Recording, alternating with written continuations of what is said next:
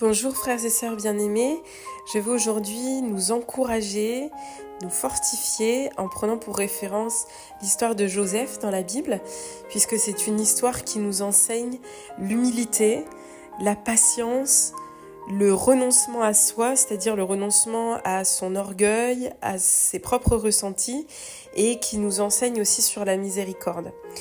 En effet, Joseph a été trahi de la pire des façons. Il a été trahi par les siens, ses frères, et en étant vendu comme esclave. Cette situation l'a donc conduit à être prisonnier, un état avilissant de dépendance, de rejet social, de négligence. Mais il est devenu, grâce au don de Dieu dans sa vie, gouverneur de Pharaon. Et parce qu'il a su se distinguer au moment opportun grâce au talent mis en lui par Dieu, comme on peut le lire dans Genèse chapitre 41, versets 39 à 43. Aussi, quand ses frères reviennent vers lui en Genèse 42, que sa véritable identité est révélée, ce qui nous est relaté dans le chapitre 45, Joseph ne leur adresse aucun reproche. Au contraire, il les protège et les bénit. Comme on peut le lire dans Genèse 45, versets 4 à 5, on lit ensemble, Joseph dit à ses frères, « Approchez-vous de moi » et ils s'approchèrent. Il dit, « Je suis Joseph, votre frère, que vous avez vendu pour être mené en Égypte.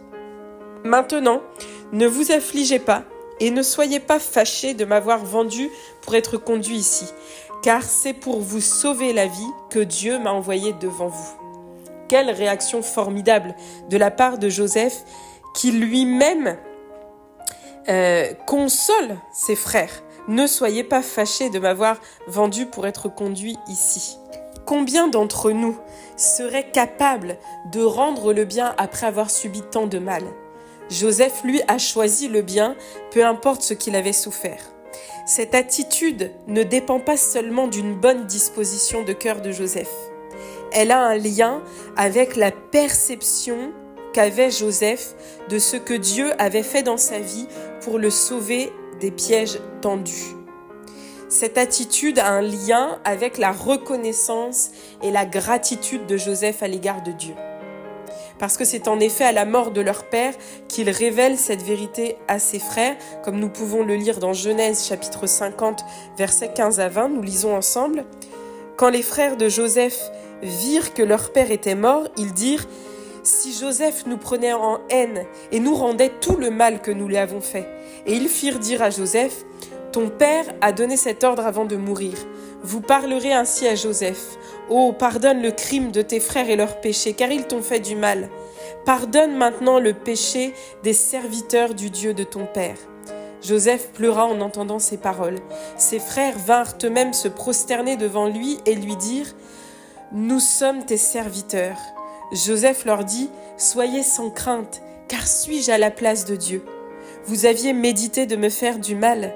Dieu l'a changé en bien, pour accomplir ce qui arrive aujourd'hui, pour sauver la vie à un peuple nombreux. » C'est dans ce moment de révélation que le caractère de Joseph aussi est manifesté, que la gratitude de Joseph à l'égard du Seigneur est manifestée. Ce que nous pouvons retenir de l'histoire de Joseph tient en plusieurs points. D'abord, Joseph a tout remis entre les mains de Dieu.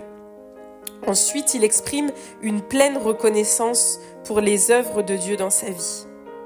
Également, il est un homme humble qui sait conserver sa place d'humain égal à égal avec ses frères, peu importe la supériorité sociale acquise depuis leur trahison. Aussi, il perçoit avec une grande sagesse les bénédictions de Dieu qui a changé son mal en bien. C'est une forme aussi de témoignage et d'encouragement. Et enfin, il replace l'action de Dieu dans un environnement plus vaste. Je dirais qu'il étend la problématique familiale à une nation entière. Si Dieu a béni, Joseph perçoit que c'est pour un but et ce but est collectif. Comme il le dit, ce changement du mal en bien par Dieu a été fait pour sauver la vie à un peuple nombreux. Aussi, frères et sœurs bien-aimés, je nous encourage vraiment aujourd'hui à être des Joseph là où nous sommes envoyés par le Seigneur, que nous puissions être nous aussi capables de semer le bon en tout temps, malgré les saisons précédentes, malgré les afflictions que nous avons pu connaître, malgré les souffrances que nous avons pu endurer, et que nous témoignons de cette attitude de reconnaissance, de gratitude, en toute sagesse, et même envers ceux qui nous ont fait du mal, afin que même le plus éloigné de Dieu autour de nous puisse, comme Pharaon, reconnaître qu'il est impossible de trouver quelqu'un de semblable à nous, possédant en lui l'Esprit de Dieu, tout comme Pharaon l'avait reconnu en Joseph. C'est vraiment ce que je nous souhaite et la prière que j'adresse aujourd'hui au Seigneur pour chacune de nos vies, dans le nom puissant de Jésus. Amen. Soyez bénis.